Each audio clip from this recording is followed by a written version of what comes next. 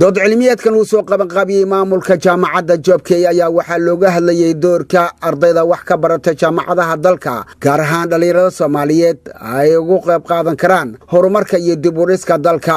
aqoon-is-weydaarsiga ayaa waxaa ka soo qayb galay maamulka jaamacadda Joobkey, ardayda wax ka barata jaamacadda, dhalinyaro, waalidiin, aqoon-yahano, maamulka gobolka Banaadir, mas'uuliyiin ka socotay xafiiska ra'iisul wasaaraha dhinaca arrimaha bulshada iyo xiriirka dadweynaha iyo marti sharaf kale. waxaana laga dooday sidii dhalinyarada Soomaaliyeed ay ugu qayb qaadan lahaayeen dib u dhiska iyo horumarka dalka.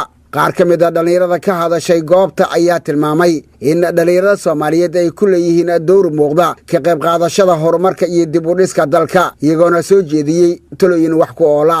maamulka ku-xigeenka jaamacadda Joobkey, Professor Cabdisalaan Axmed Malla, oo ka hadlay halkaasi ayaa ku booriyey dhalinyarada Soomaaliyeed inay ka faa'iideystaan fursadooda ayna ka qayb qaataan horumarka dalkooda hooyo. dalkaaga hooyo laguma dhaamo.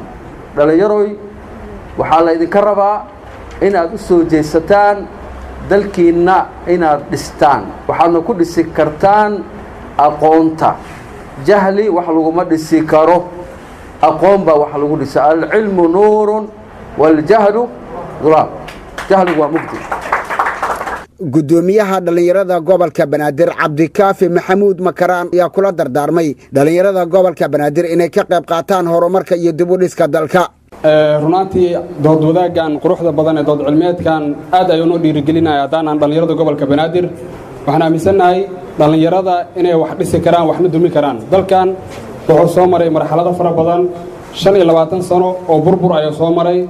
burburkaasna waxa samata bixi karo waa dhalinyaro maskax fiyo oo hadda dadkan horteeda fadhiya ee ka muuqato. marka uu istaagtid wax walbo waa u qaban karnaa dalkeena. Muuse Cismaan Abtow, telefishinka qaranka Soomaaliyeed, Muqdisho.